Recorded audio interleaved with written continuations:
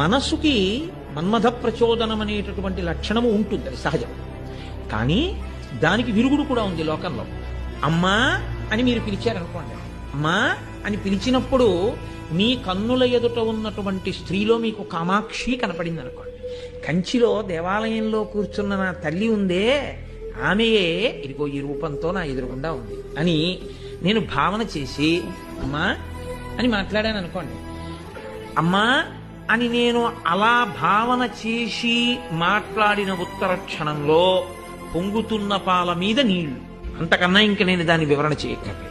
అది ఒక పవిత్రమైనటువంటి ఆలోచన సరళి చేత మనసు తప్పుడు మార్గాన్ని పట్టకుండా నియంత్రించుకోగలిగినటువంటి స్థితిని పొందుతుంది. మన్మధుని యొక్క బాణము, ఆ తాపము కచుని ఎందుకు కలగలేదు? ఆయనకి ధర్మాన్ని పట్టుకున్నాడు. మా గురువుగారు అమ్మాయి కాబట్టి నాకేమవుతుంది? చెల్లెలవుతుంది. నా చెల్లెలు అన్న భావన కలిగిన నాడు ఇంకా ఆయన బ్రహ్మచారి అయితే మాత్రం ఆయనకి మన్మథ తాపం ఎందుకు కలుగుతుంది? తాను ధర్మం తప్పి మనిద్దరికీ మన్మధుని యొక్క ప్రచోదనం చేత పెళ్ళయిందని నిర్ధారించడం ఎంత అధర్మం, ఎంత దోషభూయిష్టమైనటువంటి మాట తీరది. కాబట్టి ఇప్పుడు కచుడు చాలా మర్యాదగా మాట్లాడాడు. ఆయన అన్నాడు, తప్పు, నాకు అటువంటి వికారం లేదు, నేను ఎన్నడూ నిన్న ఆ భావనతో చూడలేదు. ఎంత అద్భుతమైన మాట అండి అది. ఆ భావన నాకు లేదు, నేను బ్రహ్మచారినేనైంది.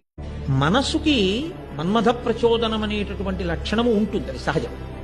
కానీ దానికి విరుగుడు కూడా ఉంది లోకంలో. అమ్మా అని మీరు పిలిచారనుకోండి, అమ్మా అని పిలిచినప్పుడు మీ కన్నుల ఎదుట ఉన్నటువంటి స్త్రీలో మీకు కామాక్షి కనపడింది అనుకోండి. కంచిలో దేవాలయంలో కూర్చున్న నా తల్లి ఉందే, ఆమెయే ఇదిగో ఈ రూపంతో నా ఎదురుగుండా ఉంది అని నేను భావన చేసి అమ్మా అని మాట్లాడాను అనుకోండి. అమ్మా అని నేను అలా భావన చేసి మాట్లాడిన ఉత్తర క్షణంలో పొంగుతున్న పాల మీద నీళ్లు, అంతకన్నా ఇంక నేను దాని వివరణ చేయక్కర్లేదు. అది ఒక పవిత్రమైనటువంటి ఆలోచన సరళి చేత మనసు తప్పుడు మార్గాన్ని పట్టకుండా నియంత్రించుకోగలిగినటువంటి స్థితిని పొందుతుంది. మన్మధుని యొక్క బాణము, ఆ తాపము కచుని ఎందుకు కలగలేదు? ఆయనకి ధర్మాన్ని పట్టుకున్నాడు. మా గురువుగారు అమ్మాయి కాబట్టి నాకేమవుతుంది? చెల్లెలవుతుంది.